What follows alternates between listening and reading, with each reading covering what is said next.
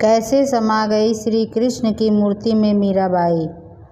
मीराबाई का जन्म सन 1498 में राजस्थान के एक राजपूत घराने में हुआ था। उसके पिता का नाम रतन सिंह और माता का नाम वीर कुमारी था। मीरा कृष्ण की बहुत बड़ी भक्त थी।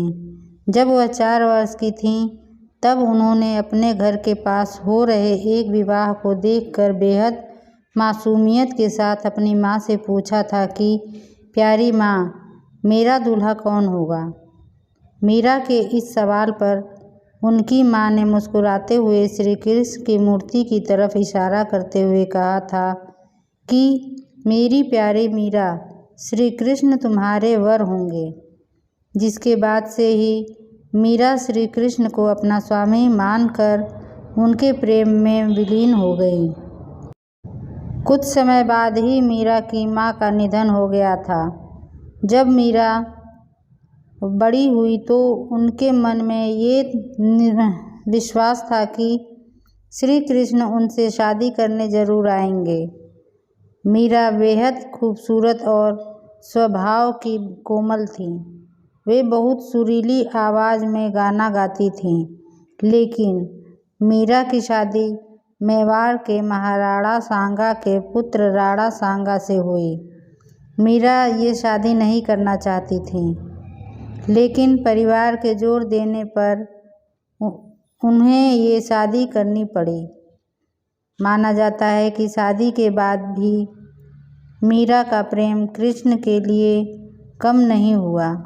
विदाई के समय कृष्ण की वही मूर्ति अपने साथ लेकर गईं जिसे उनकी माँ ने उनका दूल्हा बताया था। शादी के बाद मीरा ससुराल के कामकाज पूरे करने के बाद रोजाना कृष्ण के मंदिर जाया करती थीं।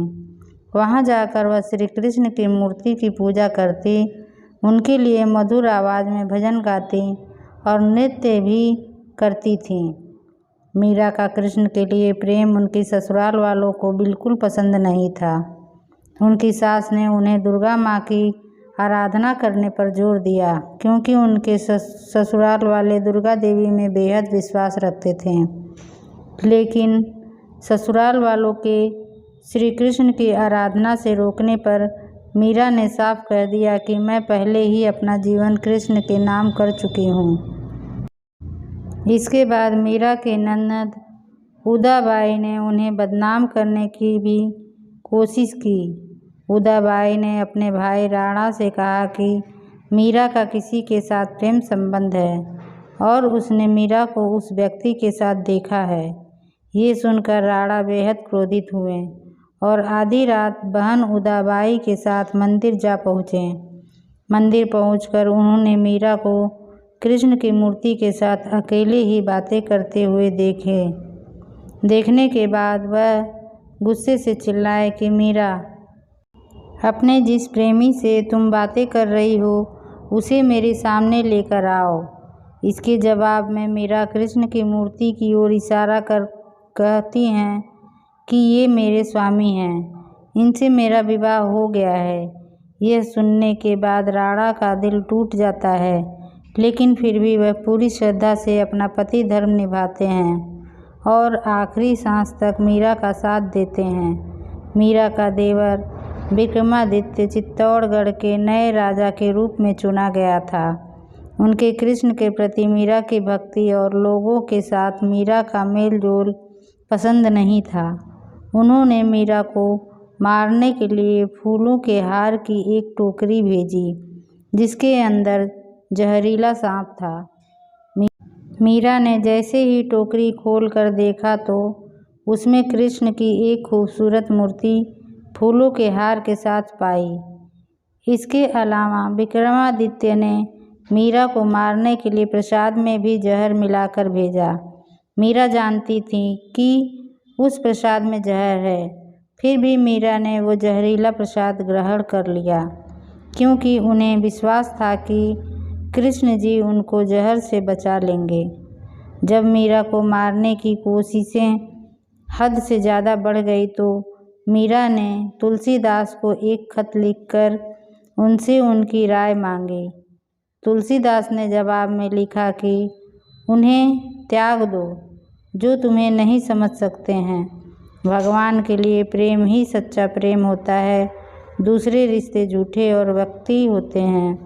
मीरा का जीवन उस समय पूरी तरह बदल गया जब अकबर और तानसेन वेश बदलकर मीरा के गाने सुनने चित्तौड़गढ़ के मंदिर आ पहुँचे। उन्होंने मीरा के पवित्र चरण छूकर कीमती जवाहरात की माला कृष्ण की मूर्ति के आगे रख दी। जैसे ही राणा को ये सूचना मिली, वह बेहद क्रोधित हो गए, जिसके बाद उन्होंने गुस्से से मीरा को कहा कि जाकर डूब मरो और जीवन में कभी भी अपना चेहरा मत दिखाना। तुम्हारी वजह से मेरी और मेरे परिवार की बहुत बदनामी हो चुकी है। तुमने हमें लांछित किया है। मीरा ने राणा की कही बातों का पालन किया और वह गोविंदा, गिरधारी, गोपाल जपते जपते कृष्ण के ख्यालों में नाचते गाते नदी की ओर बढ़ने लगीं। जैसे ही मीरा ने नदी में कूदने की कोशिश की, पीछे से किसी ने उनके हाथ को थाम लिया और वह गिरने से बच गई। मीरा ने मुड़कर देखा तो अपने प्रेमी कृष्ण को पाया। कृष्ण को अपने पास देखकर मीरा का विश्वास नहीं हुआ और वह कृष्ण की गोद में बेहोश होकर गिर पड़ी। ये देखकर कृष्ण मुस्कुराए और मीरा के कान में बोले, मेरी प्यारी मीरा, तुम्हारा जीवन नश्वर रिश्तेदारों के साथ समाप्त हो चुका है। अब तुम आज़ाद हो, खुश रहो। तुम मेरी हो और हमेशा मेरी ही रहोगी। इसके बाद मीरा वृंदावन चली गई। मीरा के वृंदावन चले जाने पर राणा वृंदावन आकर मीरा से माफ़ी मांगते हैं और अपने साथ चलने को कहते हैं, लेकिन मीरा साथ चलने से इनकार कर कहती हैं कि मेरा जीवन कृष्ण से जुड़ा है। ये सुनने के बाद पहली बार राणा कृष्ण के प्रति मीरा के प्रेम की भावना को समझते हैं और वृंदावन से लौट जाते हैं। लेकिन कुछ समय बाद मीरा भी मेवाड़ लौट जाती हैं और अपने पति राणा से विनती करती हैं कि वह उन्हें कृष्ण के मंदिर में रहने की अनुमति दें। माना जाता है कि जन्माष्टमी के पर्व पर द्वारका में कृष्ण के मंदिर में मीरा कृष्ण से कहती हैं कि ओ गिरधारी, क्या आप मुझे बुला रहे हैं? मैं आ रही हूँ। मीरा को ये कहते सुन राणा और वहाँ मौजूद सभी लोग हैरान रह जाते हैं। माना जाता है कि कृष्ण को पुकारते ही मीरा में एक तरह का प्रकाश उत्पन्न हुआ और मंदिर के कपाट खुद से बंद हो गए। जब कपाट खुलते हैं तो मीरा की साड़ी कृष्ण भगवान की मूर्ति पर लिपटी हुई होती है, लेकिन मंदिर में मीरा नहीं होती। सिर्फ मीरा और उनकी बांसुरी की आवाज़ सुनाई देती है। माना जाता है कि मीरा कृष्ण की मूर्ति में ही समा गई थी। दोस्तों, वीडियो पसंद आई हो तो इसे लाइक, शेयर, सब्सक्राइब ज़रूर करें।